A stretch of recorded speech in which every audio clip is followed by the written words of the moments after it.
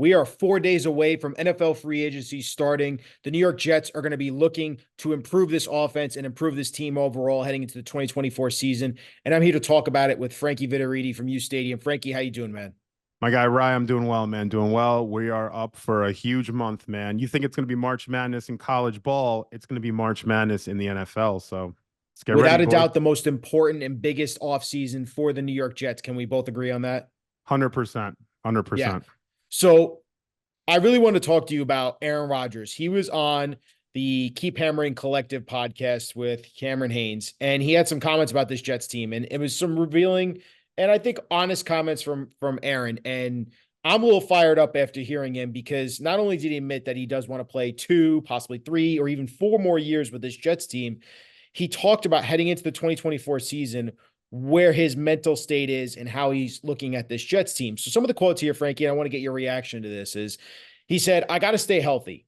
Beat back Father Time a few more years. I like our chances. I like our guys. I like our coaching staff.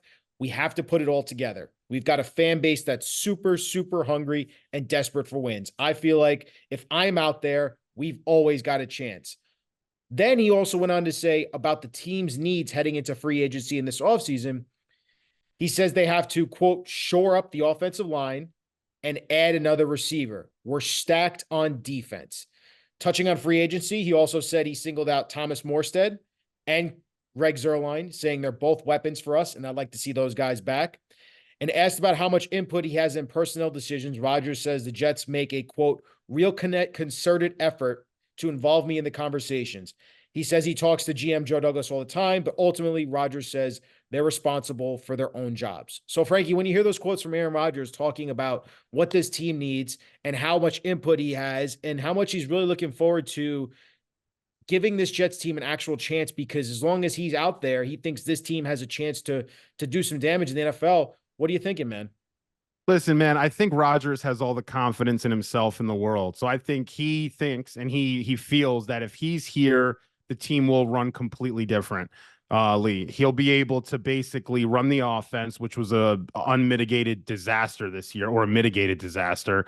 He thinks that he can come in, he can get the play calling down, he can motivate some of the young guys, and he can do some stuff off the field where he is keeping everyone together, where we're not having all these leaks and whatnot, and we're keeping the team together. He's tightening the ship. But where I think Rodgers might be in, maybe not over his head, but he may not realize, and what I think we've realized over the last couple months, is how dysfunctional this coaching staff is. I think he thinks he's going to be able to come in, work with Hackett, and then Salah's going to be able to basically run the defense with Jeff.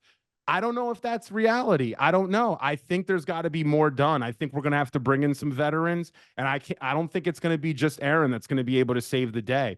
There's going to be a lot of stuff that's going to have to be done outside of Aaron Rodgers for this locker room to come together and win some big football games. I will say if they can come out hot, that's going to be the biggest indicator for me as to whether or not they can make a run into the playoffs and potentially make a Super Bowl run. They're going to have to start off 4-2. They can't go 2-4 first 6 games. You know, you got to start off hot. So I think Rodgers is extremely confident, but I still think he may not realize how bad this coaching staff actually is on and off the field.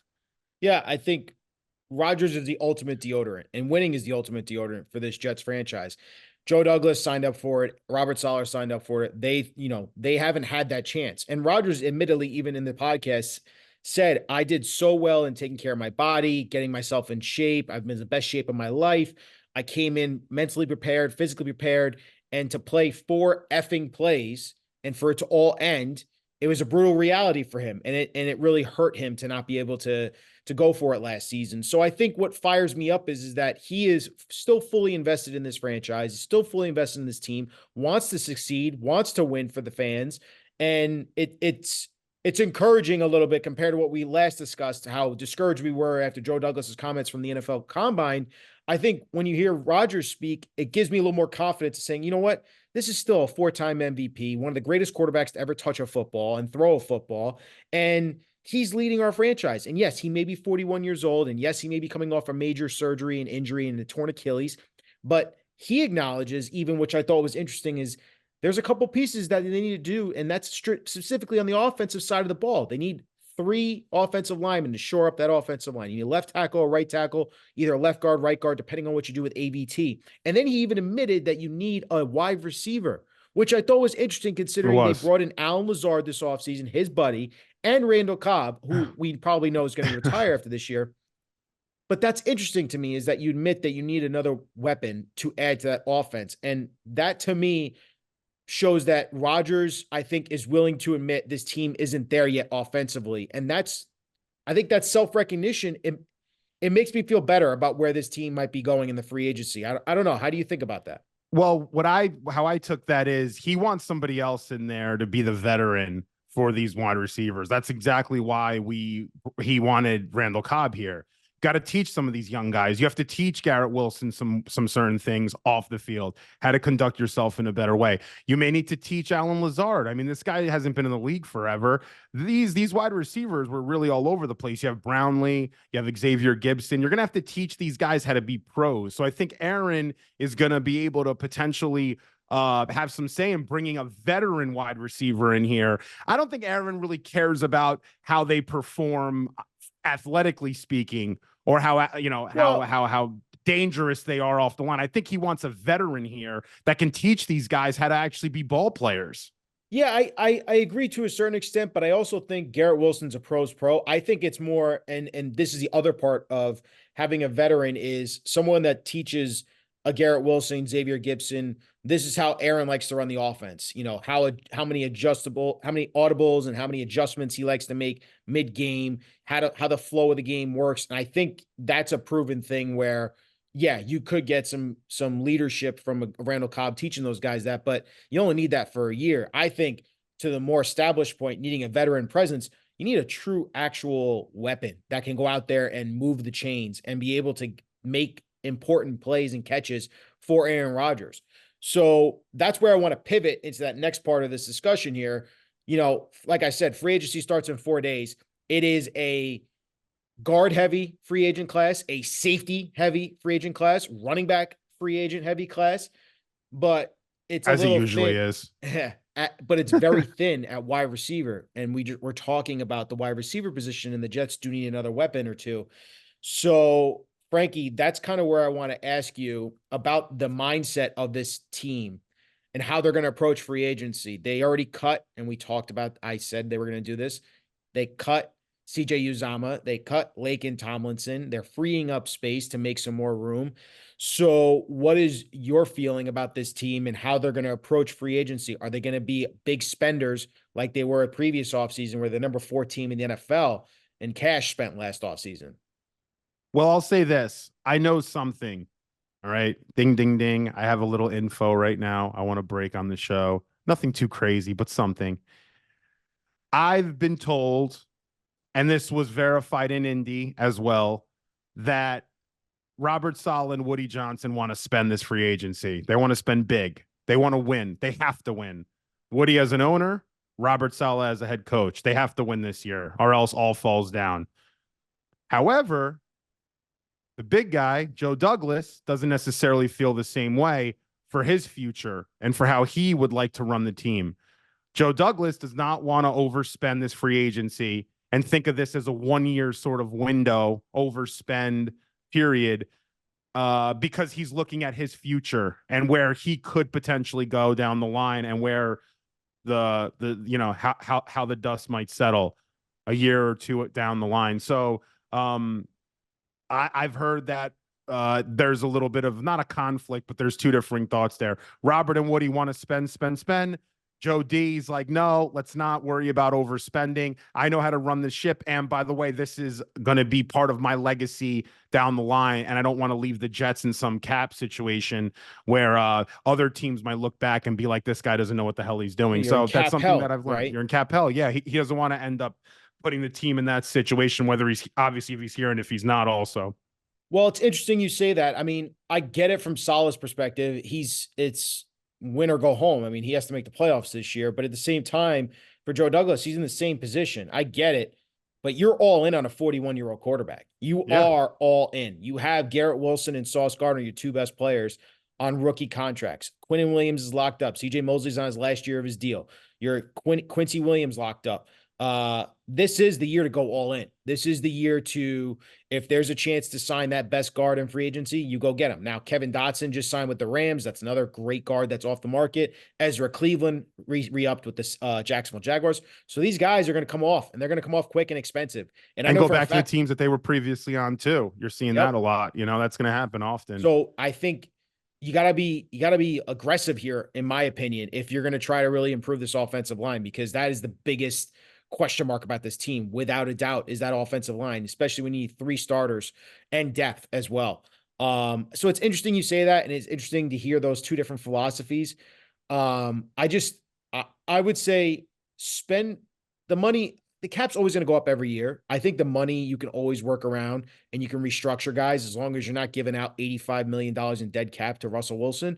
It's always going to work out, I think, in restructure contracts and guys. You know, the cap's really not a real number if you think about it. The way to an extent some of these teams go through cap gymnastics. I think it's when you see the Bills, though, Ryan. You see what the Bills have to do right now, cutting all those players. And listen, the Saints are doing whatever they can, but there's going to be a time, you know, when things come home. So they're going to have to figure it out soon. It's New Orleans, they're not going to be able to keep restructuring, keep moving. You're just kicking you're kicking the can, but then you're going to have to pick it up. Yeah, it's not leaving. You're not kicking it off the road. The bill needs to be paid eventually. Right. Everything needs to be squared at the end. I totally understand that. But at the same time, I don't think you can go in that mindset if you're Joe Douglas and saying, I'm not going to be as aggressive. Now, there may be different levels and tiers of how you're going to attack the guard position, the wide receiver position, the tackle position.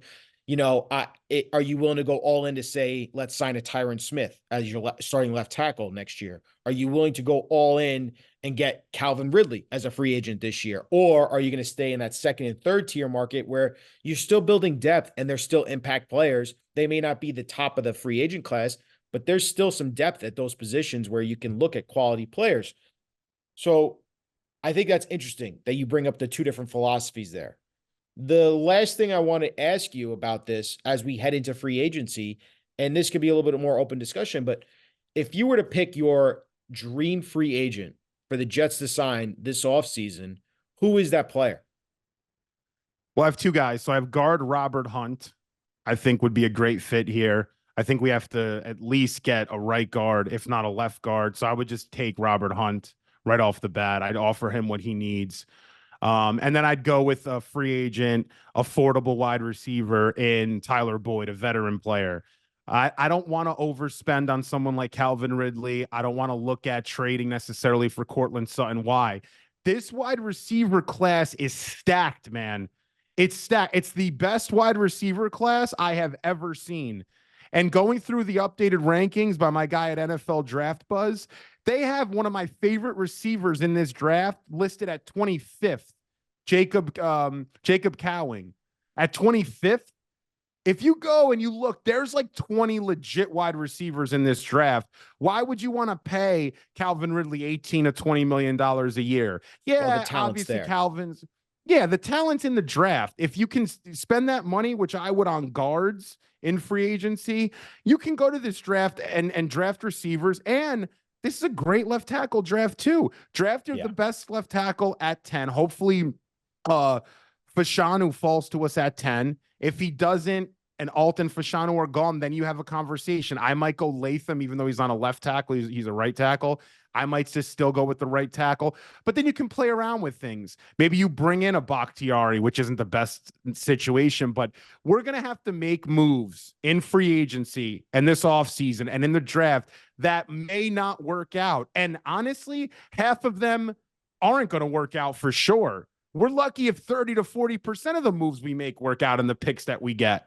So you're going to have to do some things that are risky moves. Sorry, I'm sweating so much. My room in the studio, they put the freaking heat on. It's like I'm back in Miami. I kind of like Jets talk getting you all heated up. Oh my God. I don't know what's going on in here. It's like 95 degrees. Jesus, sorry. Hopefully you can you're all good. Listen, I think those are two big players, Robert Hunt and Tyler Boyd. I agree with you. Tyler Boyd, I think, is a realistic target. We've heard Albert Breer mention that Joe Douglas and the Jets are looking at him, and I loved him in Cincinnati. He is Joe Burrow's third down go-to target. That guy moves the chains on third down, which is the most important down, obviously, in the NFL. 11th And I in think slot yards in the NFL last year. I think he'd be perfect in this offense, Tyler Boyd, if you can get him and he'd be a third down threat. And then you have him, Lazard, and Wilson, and you could draft another receiver in the third round. Like you said, it's a very Exactly. deep class. I'd go get Roman Wilson from Michigan. I love that kid. I think he's going to be a stud in the NFL. I know that he's one of my favorites.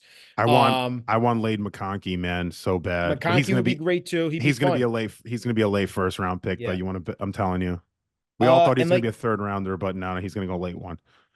My other big free agent that I would love for the Jets to sign this offseason, I'm all in. I think Tyron Smith from the Cowboys. He's 33, 31, 33 years old. When he's on the field, he's an all-pro level left tackle. He is a top 5 left tackle in the game. And he, like I said, the health scares you a little bit, but at the end of the day, I think they're going to draft a tackle no matter what. It'll be Foshanu or Fuaga, in my opinion, at 10, unless they can be aggressive and go get Joe Alt, who if he slips to 8, but I don't see that happening. I'd go sign Tyron Smith, draft even another if you tack. So you would sign Tyron Smith and then still at 10 draft either Alt or Fashanu? Yes, because you need. Would you move one to right tackle because they're not right tackles? Or would you draft the not right a right tackle, but Fuaga is a right tackle. So I mean, if that's what it comes down to, which I think it will be Fuaga at 10, because you just saw Daniel Jeremiah, he just dropped his top 50 again, and he had Fuaga above Alt. By the way, it's ridiculous. It's utterly ridiculous. It's Joe Douglas's guy. That Fuaga, they say you pronounce it Fuanga, whatever. I kind of like Fuanga better. It's kind of like Kawabunga, Fuanga, you know. But no, listen, it's ridiculous that Fuaga is ranked above Alt or Fashanu or Latham. I think it's ridiculous. Fuaga to me is tackle 4, if that. He might be tackle 5. To have him at tackle 1. Listen, it's good for us. I hope the Chargers get him. They have Rashawn Slater. Draft him 5th overall. Please do us a favor. Here's how I view it, Frankie. I see all those first-round tackles as legitimate starters in the NFL. It's such a talent-driven. This tackle class is loaded. Like, I think you got 5 legit starters in that first round in the tackle class. I think you can't miss on one of these guys, to be honest with you. I mean, some of them might be more developmental. Do you reach though? Like, do you believe in BPA, best player available? Because I know Joe Douglas does. That's why we drafted Will McDonald last year. That's how he drafts. Do you believe in that? Because if you do, then you're not drafting the 3rd or 4th best tackle at 10, Joe Douglas assuming 3 go, which I doubt. But he might see Fuaga as a top 10 player. It depends how he grades him out, you know. And there's been a shift, and obviously in the scouting department, and also in the GM department of how they rank their guys. Obviously, Rex Hogan departed. They lost one of their best pro personnel guys to the Chargers, I believe, as an assistant GM. So it's a matter of how they view it, Fuaga or one of those tackles. Ultimately, like I said, I think they're going to take a tackle no matter what at 10, unless they're really aggressive at the offensive line in free agency and maybe even a trade. Because I think Joe Douglas is also always on the phone looking for that trade that we never see happening, and it happens. You know, like he's been like sneaky. Like we didn't learn about Tyreek Hill until the last second. You know, Aaron Rodgers, obviously, we always knew there was that possibility, and then they finally pulled the trigger. So like, I think that he's going to be ultra aggressive in that offensive line. But yeah, Tyron Smith is my dream free agent. I obviously love Tyler Boyd, and I'll go get one of these safeties, man. There's a huge safety class, and I don't think it's going to cost you much. If you told me you're bringing back Chuck Clark, and if you're, I don't know, if you can get Justin Simmons, I mean, that'd be elite. I got someone for you. Go ahead. I want you to work with me on this. Ready? I'm going to try to get you to go with the guy that I want to sign. I want to give this guy big money. And I'm one of the few people. People think I'm crazy. People think I'm crazy. I am a little crazy, but I am all about these kind of players. So I'm going to bring you through it. Bryce Huff is gone. And Michael Lombardi confirmed it yesterday, although Lombardi's Lombardi.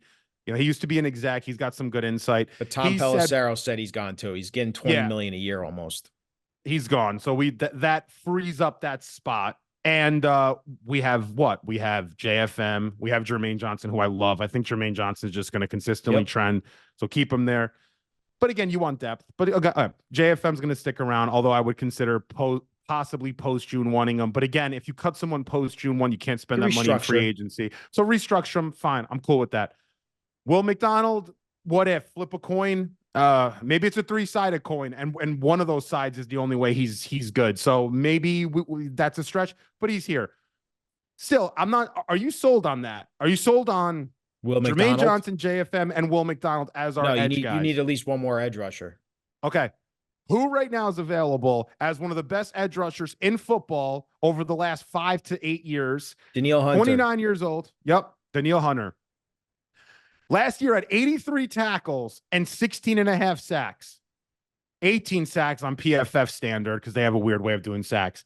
Why don't we think about how we're really going to beat Patrick Mahomes instead of hypothesizing with Aaron Rodgers and Garrett Wilson and Breece Hall and Sauce? Let's get to the actual field. Let's get on the football field. It's 3rd and 12. Patrick Mahomes needs a first down to keep the chains moving or to get into field goal range, or 4th and 12, but better yet.